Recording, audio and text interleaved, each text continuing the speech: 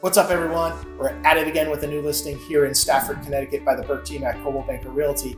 In this video, I'm going to take you on a tour of this home, show you all the cool features and details that this property has to offer. Now, we're essentially located in town on the northern side. We're literally a stone's throw away from Munson, Massachusetts, and right across the street from State Line Pond.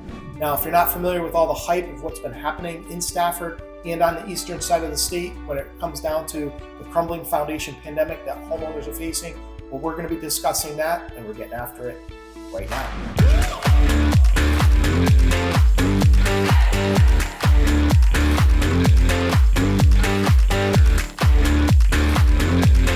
If this is your first time on the channel and want to know everything there is to know about living in Hartford, Connecticut and the surrounding area, like Stafford, Connecticut, then subscribe below, tap the bell for notifications so you can be the first to learn about the current market in the greater Hartford area. Hi, I'm Brian with the Burke team at Crumbling Realty. We get calls and emails every single day from people like you looking for help on making a move to Stafford, Connecticut, and we absolutely love it. Whether you're moving in 9 days or 90 days, give us a call, shoot us a text, or send us an email. You can even schedule a Zoom call with me as well. All my information is in the description below, so I can help you make a smooth move to Stafford, Connecticut. So as I mentioned, we're going to be touring this new listing here at 23 Stony Lane in Stafford. Now, this particular colonial has 4 bedrooms, 3.5 bathrooms, 2,744 square feet, and it was built in 1997. Now keep that date in mind because that date falls within the range of homes that have had this crumbling foundation issue that we'll talk about in a minute.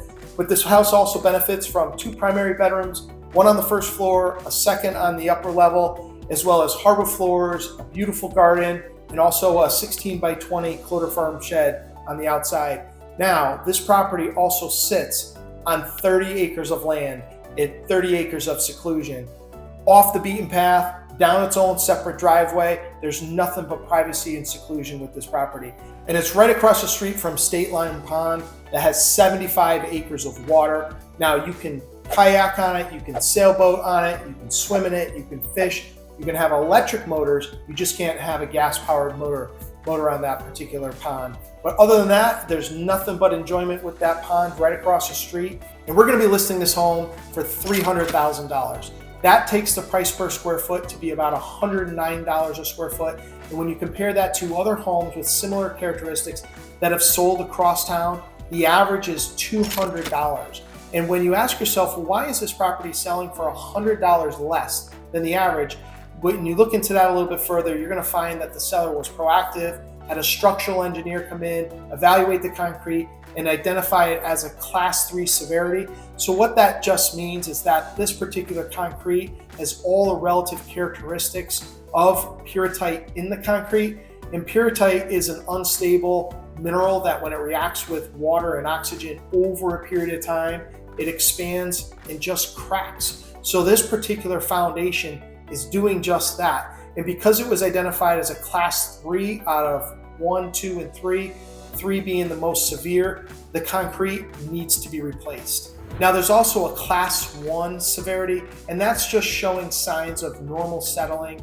But then there's also a class 2, which is a little bit more significant, showing more signs of the characteristics. But the only true way to determine whether concrete has pyrrhotite in it is to do core samples. Now, the cost of core samples is around $1,500 for just the testing. And then obviously you need a contractor to come in and bore the holes for the cores. Now the cost in total is typically around $4,000, but the state has implemented a bond where you can get back 50% of the cost. But now the challenge becomes, will a homeowner allow you to do cores? And in this particular market, likely not. But if you have a class, now if a structural engineer or an approved inspector identified the concrete as a class 2 or class 3, you really don't need to have core samples done. It's almost implied that the level of significance is to the extent where the foundation will need to be replaced at some point.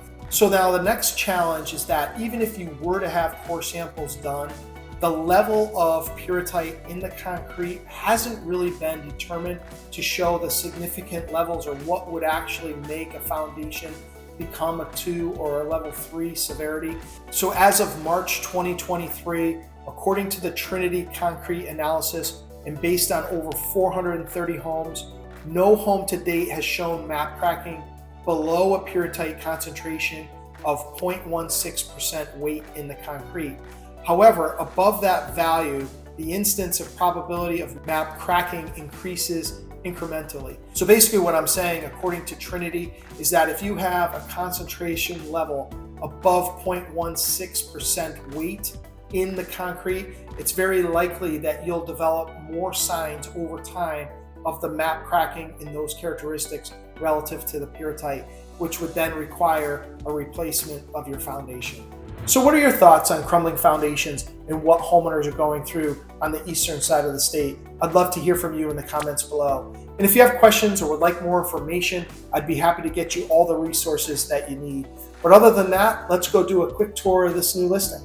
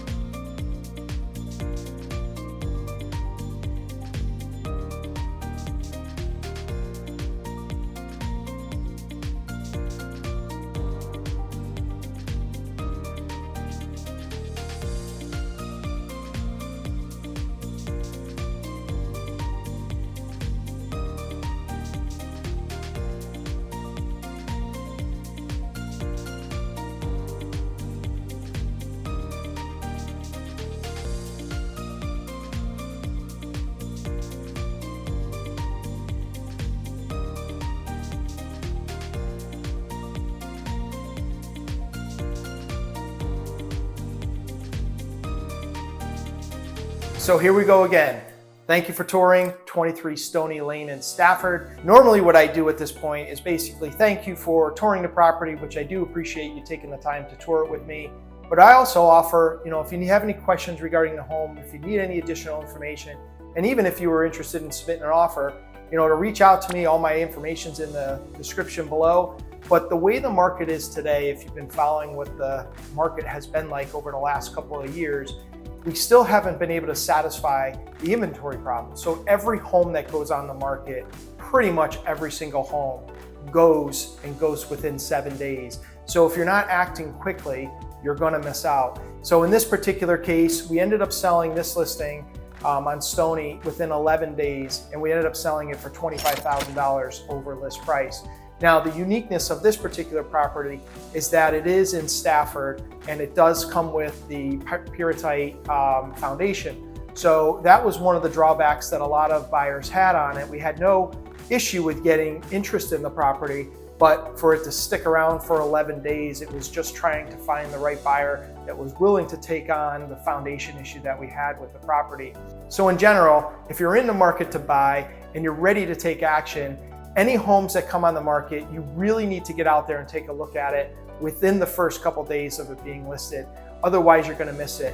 And one of the other strategies that you should take on is, what are your terms like in going in with submitting an offer? In the past, a lot of people would do escalation clauses. Sure, we see a lot of escalation clauses today, but at some point, those escalation clauses go so high that even with an amount substantially over what the list price is, sellers get nervous, because if someone's coming in, say at $200,000 and someone's willing to pay $275,000 through an escalation, does that buyer really want to pay $275,000? And in my experience is that I find a lot of buyers get cold feet when they actually realize they got to pay $75,000 or even more over, where, if it's $10,000, $25,000, sure, I'm willing to pay that much over list price. But once you start getting into substantial numbers, the question becomes, does the buyer and will the buyer really pay that much over list price? Because if they are, that's great. But the problem then becomes, will the property appraise? So those are the things that sellers should be taken into consideration with escalation clauses.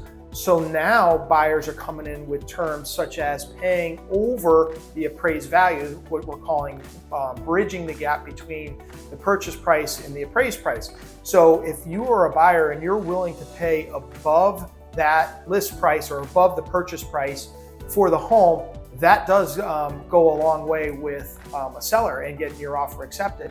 Other strategies can include waiving inspections, doing a cap. You're willing to waive a certain dollar amount of inspection items up to a cap. So different types of strategies do go along with submitting good offers.